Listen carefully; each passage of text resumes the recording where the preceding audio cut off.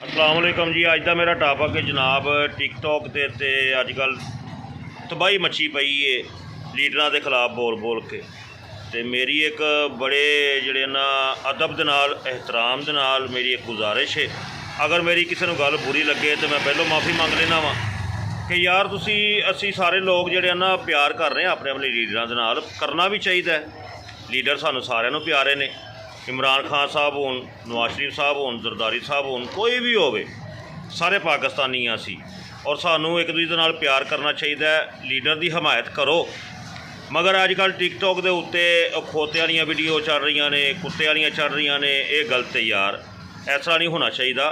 असी अपनी इज्जत नू इंटरनेशनल मीडिया ते आप जलील कर रहे हैं, अपनी इज्जत नू आप खराब कर रहे हैं, अपने म्यार नू असी आप डेग रहे हैं। की लोग सोचते होंगे कि पाकिस्तान दे विच असी ये सोचते बंदे हैं कि असी अपने ही बंदियां नू गलत कर रहे हैं, गलत कह रहे हैं और बहुत बहुत गलत गल्लां कर रहे हैं। इज्जत मैं भी सारिਆਂ दी करना वा, इमरान खान साहब की भी करना वा, नवाज शरीफ साहब की भी करना वा यार। सियासत अपनी जगह पर, मगर इहदे नाल नाल पाकिस्तानी तो है ना, असी भी पाकिस्तानी हाँ, मुसलमान भी हाँ। और मैं यही गुजारिश करना चाहना तुहाडे सारिਆਂ दे अगे कि यार अपनी अपनी पार्टी नू सपोर्ट जरूर करो, मगर इंज दे गलत फिक्रे या गलत चीज़ां एक दूसरे के खिलाफ ना करो, सपोर्ट जरूर करो, इंतशार ना पैदा होवे।